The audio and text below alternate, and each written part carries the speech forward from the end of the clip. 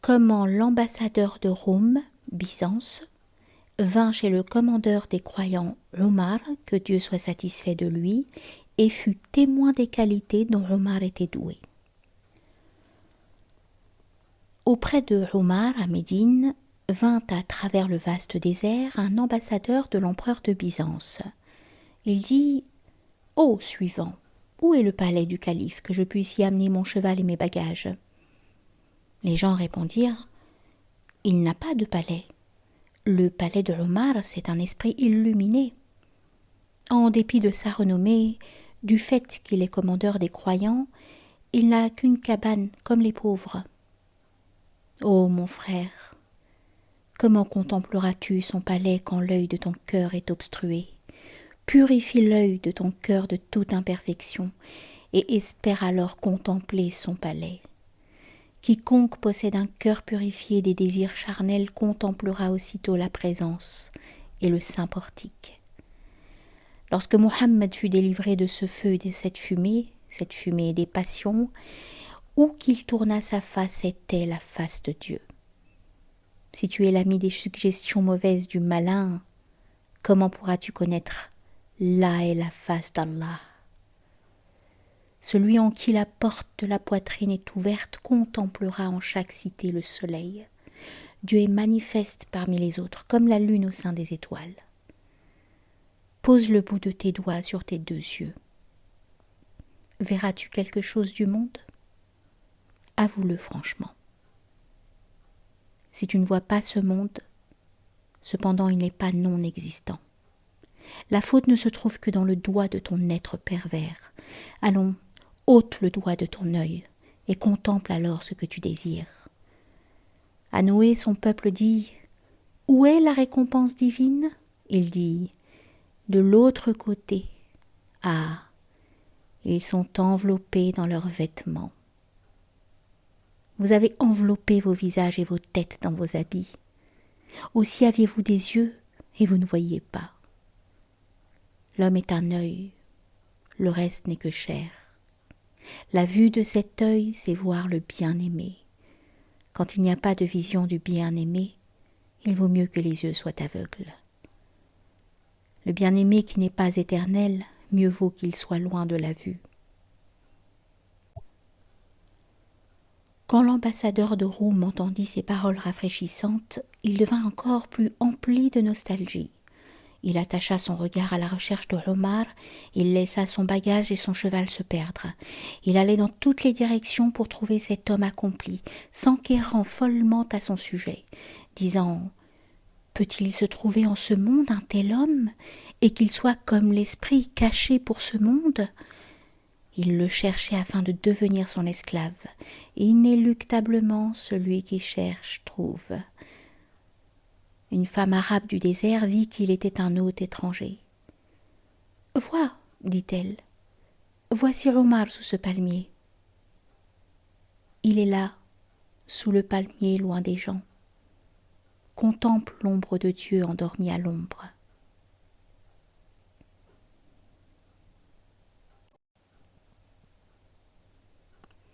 Comment l'ambassadeur de Rome trouva le commandeur des croyants Omar, que Dieu soit satisfait de lui, sous le palmier. Il se rendit là et se tint à distance. Il vit Omar et se mit à trembler. Une crainte respectueuse saisit l'ambassadeur à la vue de cet homme endormi. Une douce extase se logea dans son âme. L'amour et la crainte sont opposés l'un à l'autre. Il vit ces deux contraires unis dans son cœur. Il se dit en lui-même « J'ai vu bien des rois. J'ai été honoré et choisi en la présence de sultans. Je n'éprouve ni crainte ni effroi des rois. Mais la crainte de cet homme m'a dérobé mes esprits. Je suis allé dans une jungle de lions et de léopards, et mon visage ne changea pas de couleur à cause d'eux. Souvent, quand les armées étaient rangées sur le champ de bataille, je suis devenu furieux comme un lion quand la situation est désespérée. J'ai reçu et infligé bien des coups. J'ai été plus courageux en mon cœur que les autres. Sans armes, cet homme est endormi sur la terre et moi je tremble de tout mon corps. Qu'est-ce que cela? Ceci est la crainte de Dieu, non des choses créées. Ce n'est pas la crainte de cet homme qui porte un froc de derviche.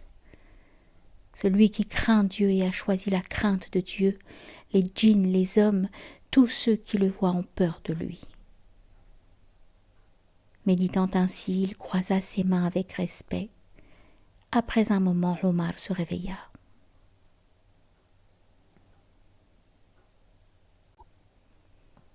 Comment l'ambassadeur de Roum salua le commandeur des croyants, que Dieu soit satisfait de lui. Il rendit hommage à Omar et lui adressa des salams. Le prophète, alayhi salatu wassalam, a dit d'abord le salam, ensuite la conversation. Alors Omar lui dit « Et à toi le salut ?» L'invita à avancer, le rassura et le pria de s'asseoir à ses côtés. « Ne crains pas » est l'hospitalité offerte à ceux qui ont peur. C'est la façon convenable de recevoir celui qui a peur. Si quelqu'un est effrayé, cela le fait se sentir en sécurité. Cela apaise son cœur craintif. Comment dirait-on ne crains pas à celui qui n'a pas peur? Pourquoi lui donner des leçons? Il n'en a pas besoin. Omar rendit cet esprit troublé de bonne humeur. Il rendit heureux ce cœur désolé. Ensuite, il lui adressa des discours subtils et lui parla des saints attributs de Dieu. Quel tendre ami il est! Et de la bienveillance de Dieu pour les abdals, afin que l'ambassadeur comprenne le sens de maqam et de hel. Le hel est pareil au dévoilement d'une ravissante épousée, tandis que le maqam, c'est rester seul avec la mariée. Le dévoilement est vu par le roi et aussi par d'autres, mais au moment de rester seul avec elle, il n'y a nul autre que le puissant roi. La mariée se dévoile devant les gens du commun et les nobles. Dans la chambre nuptiale, le roi est seul avec l'épousée. Maintes soufis jouissent du hel, mais celui qui est parvenu au maqam est rare parmi eux. Omar lui rappela les étapes parcourues par l'âme, il lui rappela les voyages de l'esprit et du temps, qui a toujours été vide de temps, et de la station de la sainteté qui a toujours été sublime, et de l'atmosphère dans laquelle le simorgue de l'esprit avant cette vie a volé et goûté la grâce divine. Chaque vol là-bas était plus grand que les horizons et plus grand que l'espoir et le désir de l'amant. Omar trouva que l'étranger en apparence était un ami. Il trouva qu'en réalité, son âme était en quête des mystères divins. Le cheikh Omar était accompli et le disciple avide. Le cavalier était habile et le coursier appartenait à la cour royale. Ce guide spirituel vit que ce disciple était capable d'être guidé. Il sema le bon grain dans la bonne terre.